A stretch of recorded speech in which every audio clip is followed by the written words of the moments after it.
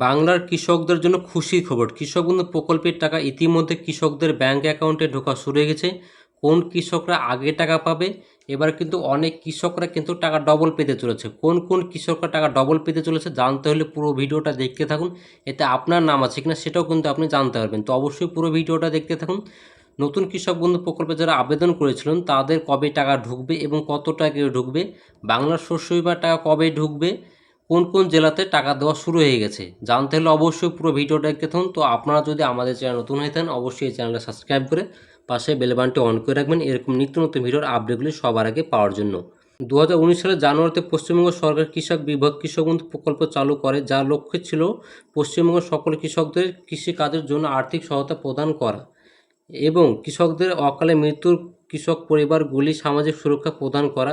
সম্প্রতি এই প্রকল্পটি পুনর্গঠিত করা হয়েছে এবং কৃষক বন্ধু প্রকল্পের নতুন নামকরণ করা হয়েছে। 17 জুন 2021 সালে পশ্চিমবঙ্গ সরকার মাননীয় মুখ্যমন্ত্রী মমতা বন্দ্যোপাধ্যায় এই নতুন প্রকল্পটি চালু করেন।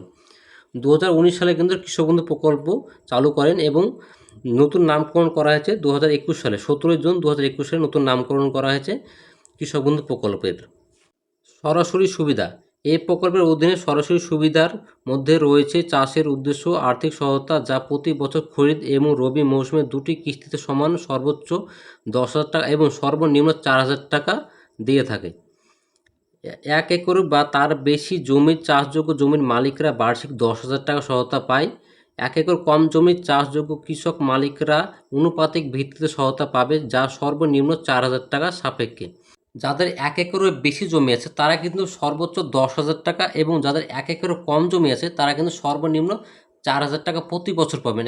দুটো কিস্তির মাধ্যমে আপনারা পাবেন, একটা রবি মৌসুম এবং একটা খরিফ মৌসুম।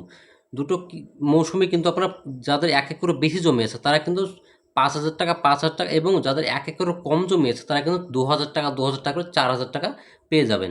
কৃষক বন্ধু মৃত্যুর বেনিফিট। প্রকল্পের আওতায় 18 বছর থেকে 60 বছরের বয়সে কোনো কৃষক মৃত্যু হলে রাজ্য সরকার মৃতের পরিবারকে এককালীন 2 লাখ টাকা অনুদান প্রদান করে, যাতে তার পরিবার সামাজিক সুরক্ষা নিশ্চিত করা যায়।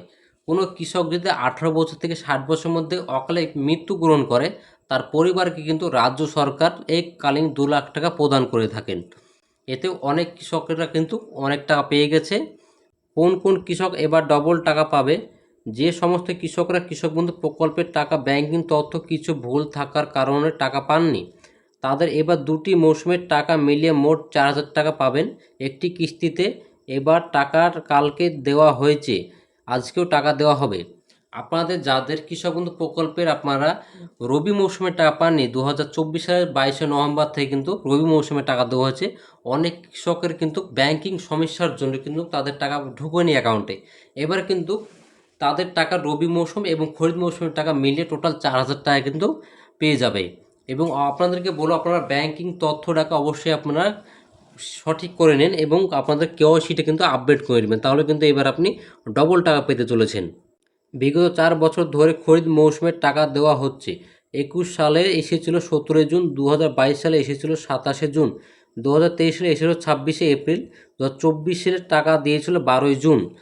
তবে 2025 সালে এখন পর্যন্ত রাজ্য সরকার প্রকল্পের টাকা দেওয়া নিয়ে কোনো তারিখ জানায়নি কৃষি দপ্তর। সূত্রের খবর 30শে জুনের পর থেকে টাকা পাঠানোর প্রক্রিয়া শুরু হয়ে যাবে এবং আপনাদের অ্যাকাউন্টে টাকা ঢুকে যাবে 1 তারিখ থেকে 3 তারিখের মধ্যে কিন্তু আপনাদের ব্যাঙ্ক অ্যাকাউন্টে টাকা ঢোকা শুরু হয়ে যাবে।